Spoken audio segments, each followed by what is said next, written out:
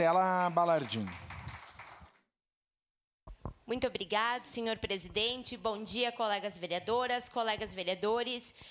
Então, a gente tem muitos temas fundamentais para abordar aqui em sessão, que tratam, inclusive, diretamente da vida e da condição das nossas crianças e adolescentes. Quando a gente fala da mal estruturação das condições de habitação, de saneamento básico, de esporte, de cultura, de lazer, a gente está falando diretamente em coisas que impactam a vida das crianças e adolescentes.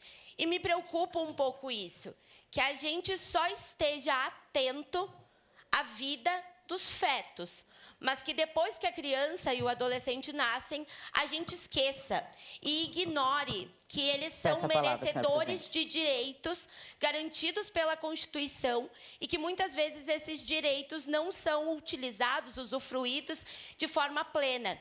Quando a gente fala da fila de adoção, de fato, ela é muito grande. Mas ela também é grande pela quantidade de crianças e principalmente adolescentes que estão lá.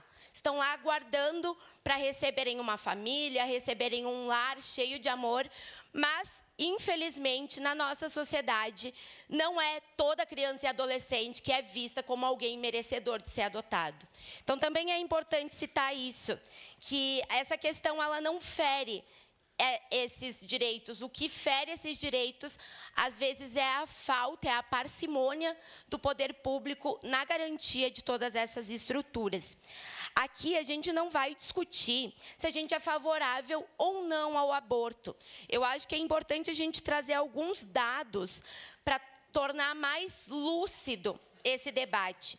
68% dos casos de violência sexual contra crianças e adolescentes são cometidos dentro da própria casa, por pais, por padrastos, por tios, pessoas da confiança daquela criança, pessoas às quais aquela criança conviveu a sua vida inteira e que naquele momento são os seus violentadores.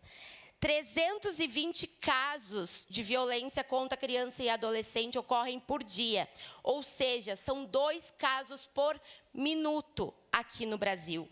E isso é algo muito grave. E a gente tem ainda uma repressão muito grande na questão das denúncias. Na questão, inclusive, do próprio entendimento da criança e do adolescente sobre o que ele passou, sobre o que ela passou. E aqui a gente fala, inclusive, na questão do tempo de gestação para uma criança. Vamos imaginar aqui uma criança de 12 anos, que tem dificuldade, muitas vezes, de entender como funciona a sua própria menstruação. Essa palavra. Que tem dificuldade de entender isso. Imagina entender a complexidade de uma gestação. Entender como que essa gestação acontece.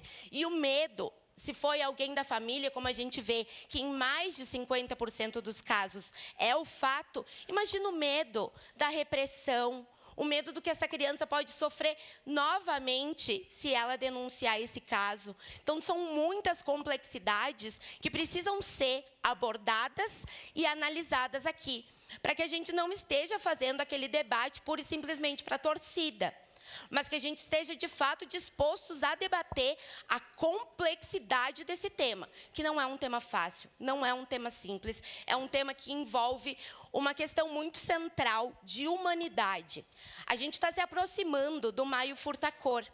O Maio Furtacor, e cito aqui, falo diretamente para as nossas colegas, fala sobre a saúde mental materna.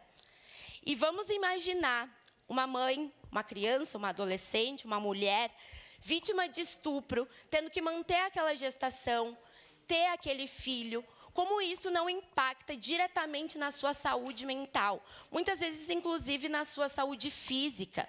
Porque a gente sabe, inclusive, que os dados e as pesquisas nos apontam que países que criminalizaram todas as formas de aborto não diminuíram os seus índices de aborto. Ao contrário, fizeram com que os índices de aborto clandestino aumentassem, o que coloca em risco a saúde e as condições da mulher. Então, esse é um debate sobre saúde pública. E, para finalizar, eu quero citar que os espaços de controle social independente da quantidade de votos que a gente fez, são fundamentais para o nosso trabalho. Precisam ser ouvidos, inclusive por uma questão de respeito. A gente tem no ECA a parte que fala, para concluir, senhor presidente, a proteção integral da criança e fala em evitar traumas adicionais para vítimas de violência sexual. Então, talvez, se a gente parar para pensar, ter um filho vítima do estupro pode ser, sim, um abuso adicional à criança e ao adolescente. Então, que a gente possa analisar também o ECA nessa discussão. Muito obrigada. Obrigado, vereadora Estela.